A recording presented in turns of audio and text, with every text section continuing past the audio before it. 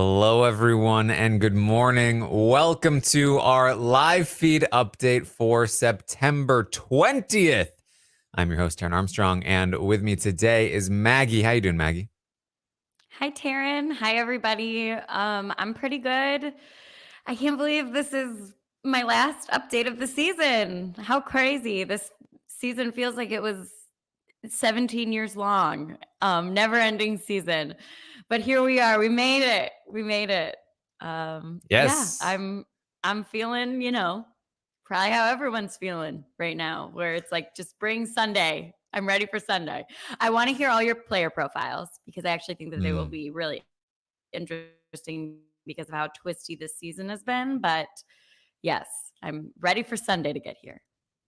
Yes, one of the last updates of the season, really, considering that the player profiles should start on Thursday. So I'll be going over the final three and their games starting on Thursday. So you can tune in for that, of course. But we are here now, today, to update you on everything that happened yesterday on the Big Brother 24 live feeds. It was day 76 in the house, 76 straight one of these.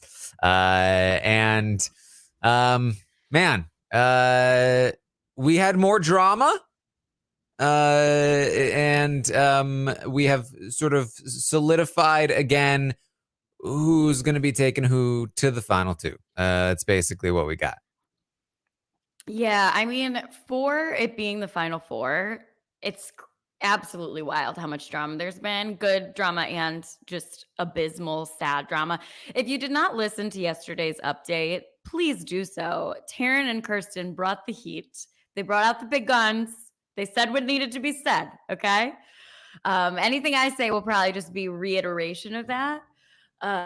Um, but yeah, it's sort of wild that we're getting this much drama here at the end. Usually Final Four is pretty quiet in the house, especially after a situation where we've known since the veto was won who was going to be in the final three, who Monty was going to cut.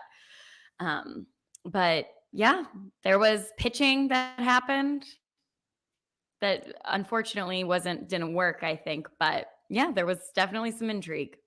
Yes, pitching indeed. Brittany is going to talk with Monty, who holds the veto and thus the sole vote to evict this week. It's going to be between her and Turner. She's finally going to make her pitch to Monty. She originally planned to do so with M&Ms and graphs. She decided against that. I think that was a good choice. I think that was a Yeah. good choice on Britt's part. She approaches him and says, look, Monty, you've got a big decision to make. She says, podcasters around the world are having conversations about this choice. So I want to have this conversation framed around a third-party view of the situation, an objective perspective of what's happening right now. We'll go over pros and cons. I just want to give you another perspective on this decision. She says, look, the cons of bringing Turner are that Turner has made bigger moves. His HOHs were the ones where all the big moves happened. The leftovers formed Amira. He took out Kyle and changed the game. He took out Michael. Like, this guy's resume is stacked. They don't have any big moves. You took out Alyssa last week and you're taking out me this week? Like, that's pretty weak. It's not very impressive. You need to make a big move to win this game, and that big move is taking out Turner. Look, I think you recognize if you bring Taylor, you obviously win in a landslide.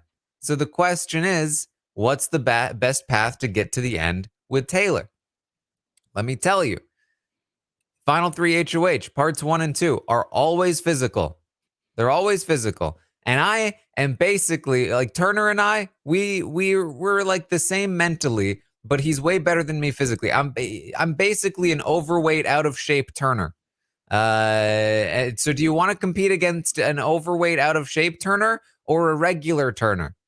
Yeah, like, sure, I've studied. Yeah, but I studied the wrong thing. Because here's the thing. And if you listen to the recap on Sunday.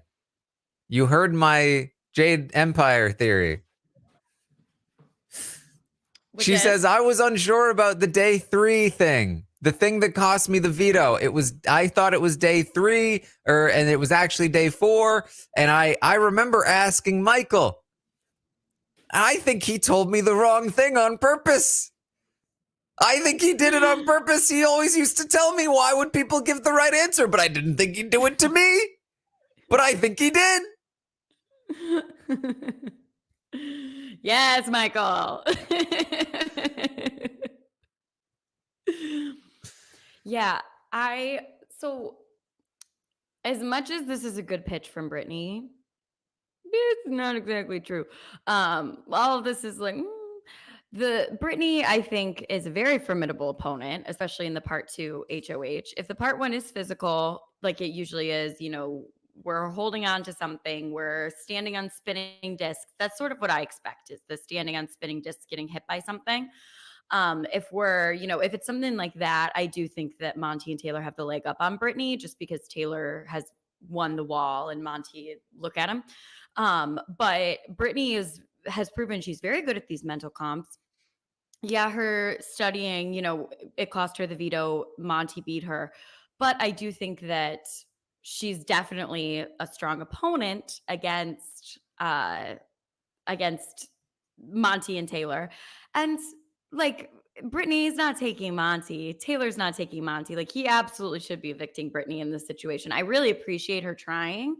But it falls on deaf ears, as it should. Yeah, I mean, I think she makes a very good point about parts 1 and 2. I do think that her chances of winning part 1 or 2 are very low.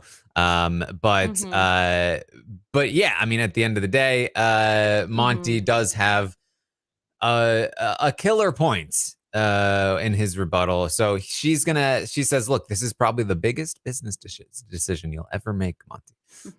What are your thoughts? And he says, well, my thoughts are that I think you're going to take Taylor and Taylor's going to take you. So why would I do that? And I feel like Turner has struggled in competitions where you have to study and know past events. And so I don't think he can win part 3. Really, really good observation from Monty that all of Turner's mental wins have been short-term memory. Really good point that I hadn't even thought of. Like, I hadn't even picked up on that. So really, even watching Turner do the math in the veto competition, you were like, no, he's studied, he's good. No, but I think that I've been thinking of Turner as a formidable opponent in these mental competitions because he's won several mental competitions. But yes, of course, we know that he didn't study, obviously, and he hasn't studied. But I think that pointing out that it's the short-term stuff that he's good at, and he's good at like his guessing ability is really good. Like the deducing of what I should be guessing. Like that's how he won one of the competitions that he won. So, yeah. Yeah. She says, look, I get that, but you're risking a lot hoping that Turner doesn't win that final 3 HOH, because if he does, he beats you. And honestly, he might not even take you. He's been unpredictable this season.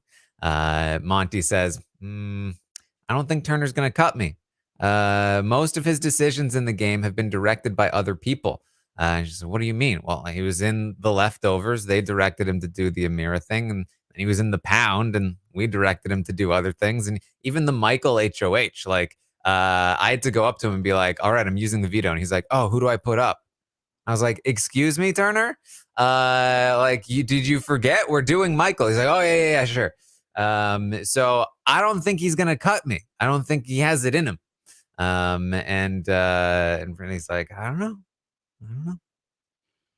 Do you think that there's any chance, say Taylor wins part 1, Turner wins part 2, Taylor goes to him and says, let's just agree to take each other? Do you think there's any chance Turner does that and follows 1,000% they would have the conversation. Okay, me too. And I absolutely think that Turner could cut Monty. Yeah. I mean, that's the thing. I've talked about it before.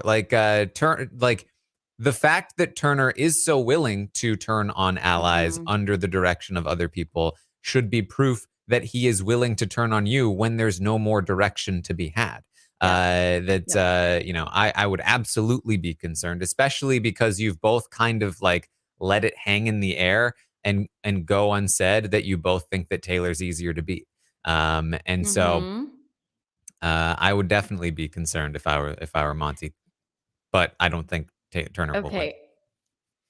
I wanted to make sure we were on the same page about that because I didn't want to just like come in here and be like, yeah, Turner, I think would have an easy time cutting Monty if he thought that that's what he should do. Because in all of these situations, yes, he's been pushed by someone, but it's the should do that he's been pushed by.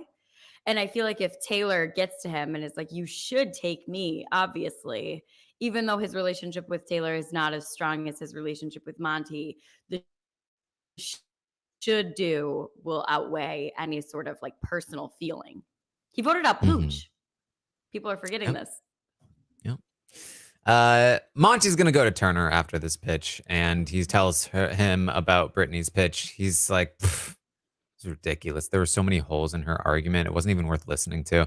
He was like, she was like, oh, I don't think that Turner's gonna take you to the end because he's been unpredictable. And I responded, every decision that he's made has been from input by other people. Says this to Turner's face, including you, Brittany. Even the Kyle thing was input from you. Even the Michael thing was input from you. Man. Oh, the other thing to talk about, just as homies, I talked to Taylor last night. Yeah. I told her that what she said was unnecessary and uncalled for. She apologized or what have you. I'm just glad, she's apologizing up and down. I'm just glad she didn't take the Kyle approach, because the two things I'm sorry. pretty I'm similar level. sorry. I'm sorry. I've just that was the most. What? Can you make sense of that, Taran? I Yeah, just he's can't glad even. My she didn't brain take the like Kyle stopped approach of working. denying that she did anything wrong. Because clearly she's done so Okay. much wrong, just like Kyle.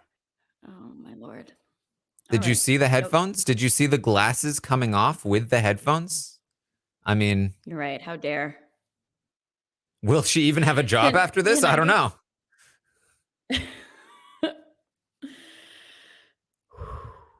Deep breaths, deep breaths. We move. I will get to what I need to say. All right. I will. He says, yeah, she was saying something. She wanted to make space for Brittany. But I was like, Taylor, you didn't give the headphones to Brittany. It was just a power trip that you were on. It's like, you clearly did not listen to a word she said. And I told her, oh, what? yes. No, go ahead. Go ahead. I'll get to what I need to say. We'll get there. He says, and I told her, like, maybe this is why people reacted the way they did earlier in the season. I mean, if this is how you're treating me, someone who you recently became intimate with, I can only imagine how you were treating other people. So I think we need to distance ourselves and, stay on a friendship level. And Turner's like, well, thanks for catching me up on the morning news. Okay. This is what I think of Monty. That's what I hear when he speaks. That's how I feel about what he said to Taylor. That's how I feel about all of it.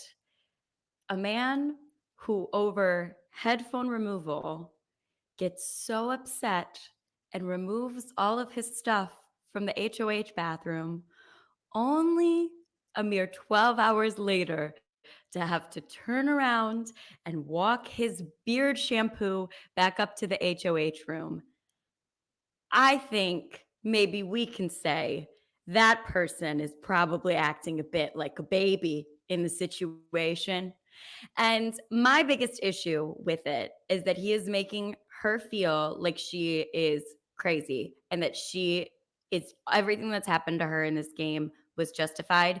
Him bringing up, well, maybe this is why these people felt this way about you at the beginning of the game is so hurtful. It's so cruel. Like it's just cruel. For what reason? For why? Why did you have to do that? I think Taylor's gonna be just fine. Everybody, we're gonna get to the end of this update. You know, spoiler alert, they're hooking up again, but I think Taylor's gonna be just fine. I don't think that she's that confused. I think that she's gonna get out of the house. The people who love her are going to be able to surround her and support her. She's gonna learn everything that happened, and she is going to be just fine. I think that Monty is going to be in for a harsh reality when he gets out of here. If this is the way that he talks to people, and at the littlest sign of difficulty, especially with somebody who you've been intimate with, you immediately jump to bringing up the one thing that you know has been a very traumatic and difficult and hurtful situation for her, and you push that button. That is completely inappropriate behavior,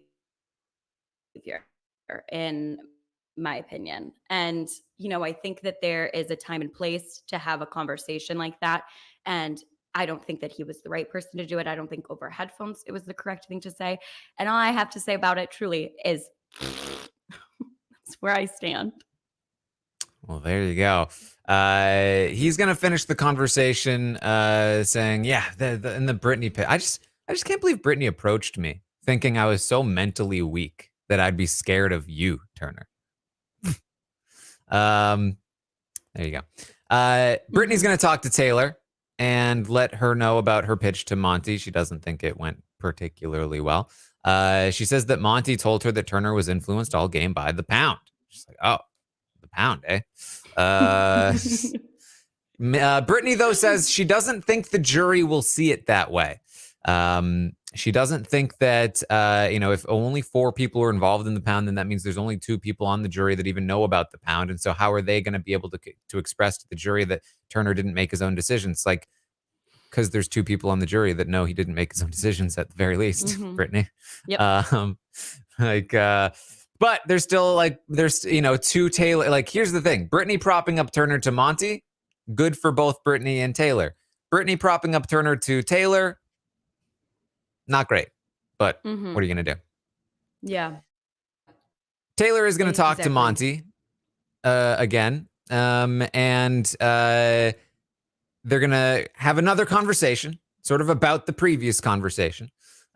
She starts it off. She says, "Look, Monty, I hate that I've given you a reason to believe that I'm not the gentle version of myself that you want me to be. That's the person I want to be. And it's the person that I am when I'm around you. And I like that." And he says, "I get that, but I'm concerned that you feel like you need to be 2 different people. You should just be you, you know?" She says, "Well, I don't know. I just don't feel like everyone deserves that vulnerable version of me." And he says, "Oh, so they deserve the cold version of you?" And he's like, it's like your zing. Like, you liked your zing. It came off like you were proud of it. Do you think it's a compliment to be cold? I don't think it's a compliment to be boring. I mean, it's not true, but I don't think it's a compliment." She's like, "Right, it's not true. Like, my zing wasn't true either." And he says, "Well, jokes always have a basis in truth. I can see how people might think that I can see how people might think that I'm boring. But so there must be something in you that makes people think you're that way, you know? And I'm trying to understand why you take pride in that." And she says, "Well, I don't think that I should need to change myself to make other people feel more comfortable with like their first impression when people who do get to know me understand who I am." He says, "All right. I mean, that's fine if that's how you want to be. I just don't understand why you can't be nice and friendly all the time. I'm just trying to understand why that person came out in those interactions with me." I just feel like, again, just be nice and kind. It's that easy. Just be friendly. Just and don't be so cold, Taylor. I don't know what else to say.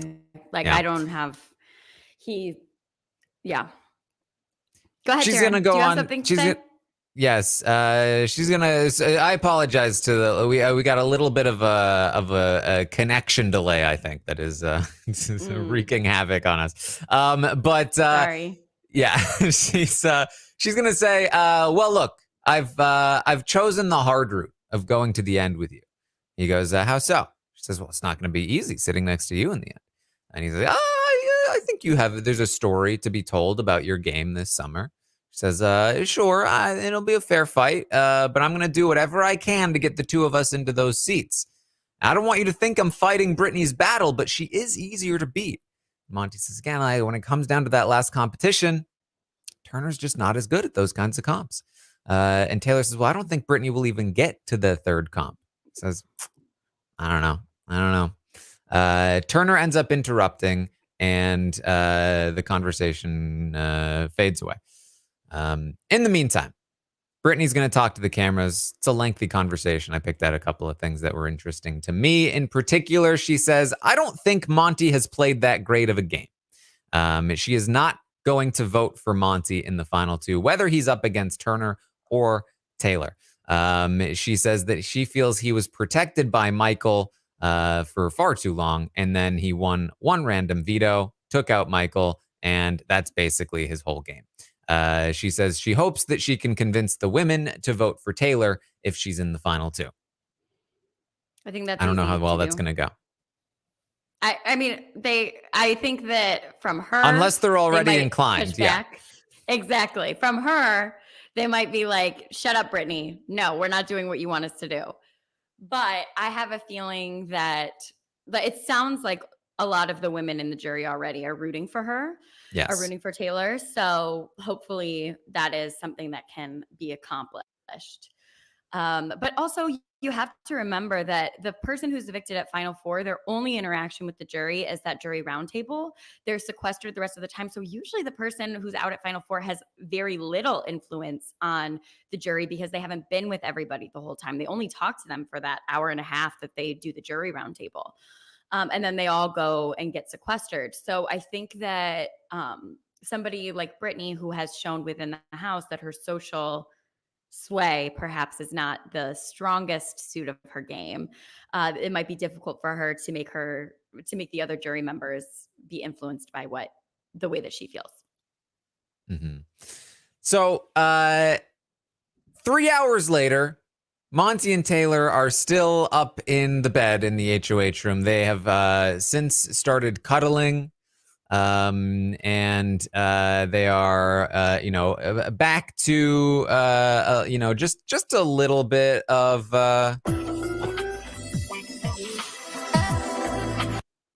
just a little bit. Turner has left at this point. Turner gave up, and Taylor asks Monty, so you're not going to pick Turner over me? He says, pinky promise, taking you to the final two. He kisses said pinky promise. And he goes on to talk about why he thinks Turner will understand when he cuts him. He'll get it. Some of his favorite players did the same thing, like Cody California. Turner will love it. Turner will love it when he's in final three because Monty, who he rode to the end with, cut him. He'll love it. I mean, hey, Turner had a whole conversation with Monty about how it's a game and it's not fair of Alyssa to feel hurt by him betraying her. And they both agreed. Yeah, it's that you just need to get over it. So probably shouldn't have had that conversation.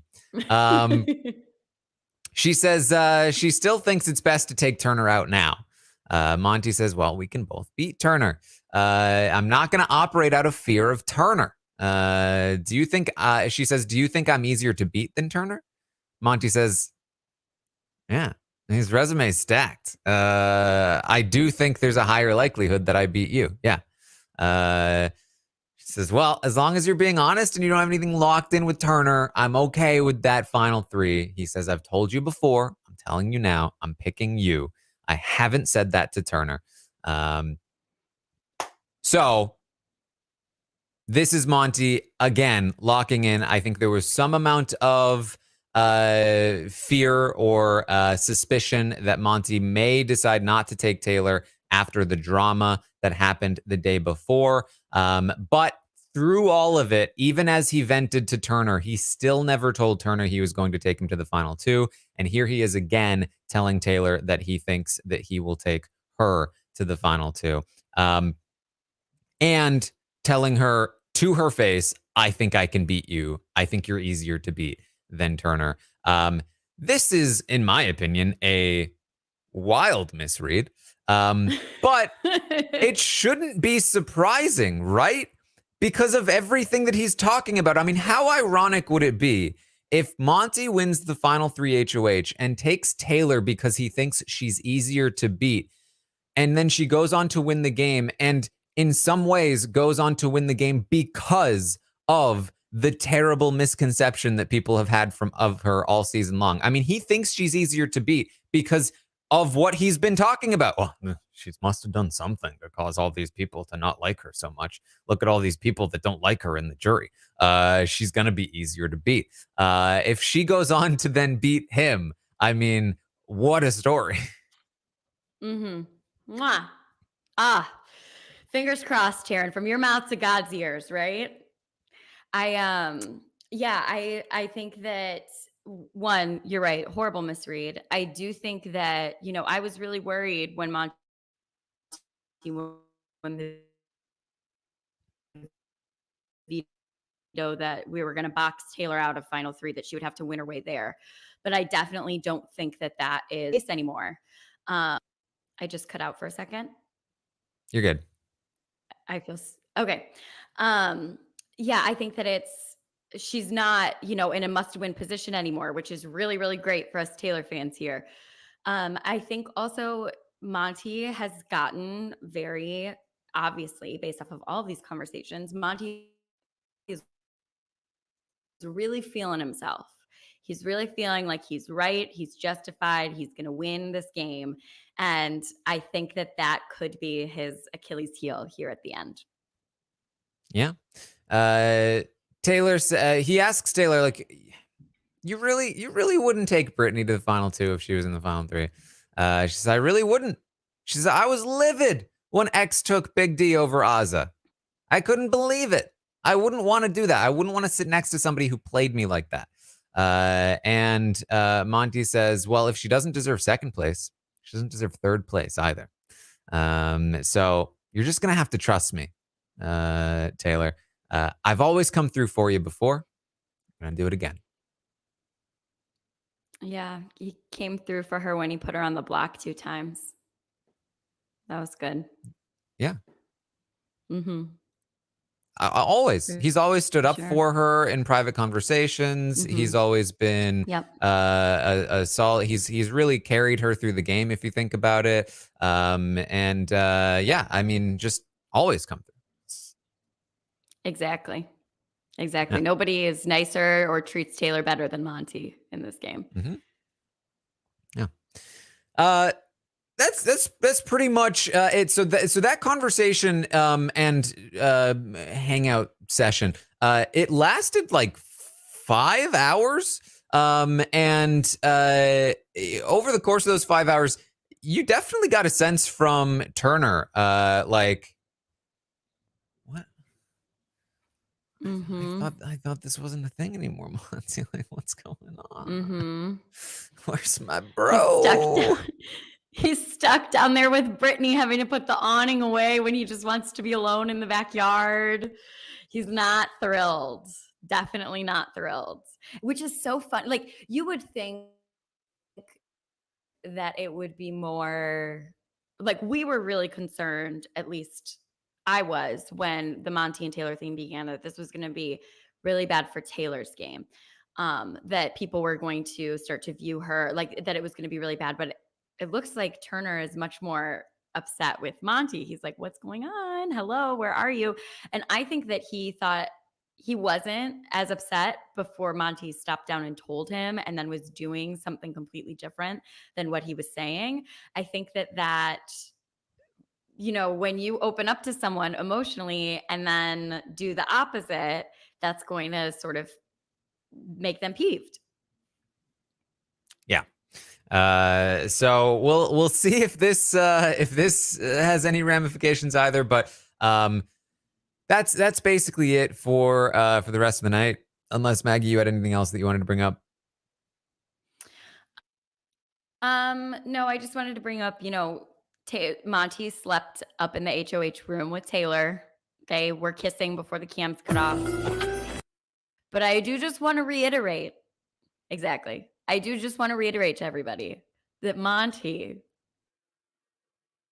was so upset, he angrily removed his shower things from the HOH bathroom. Less than 24 hours later, brought them back upstairs.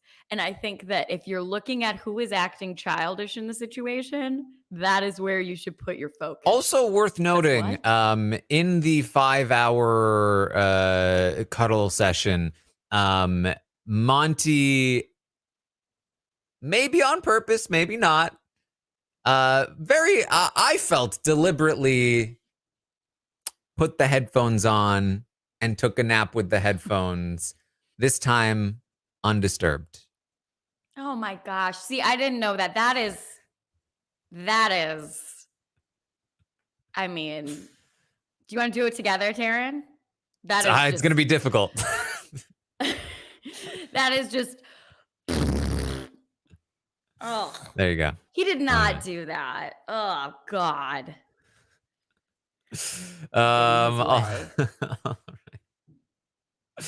All right. So that's about what we have for you today. Then, of course, I'll be back tomorrow morning, 11 a.m. Eastern, to update you on everything that happens today on the Big Brother 24 live feeds. It feels like surely there can't be much left to milk out of this stone of Final Four.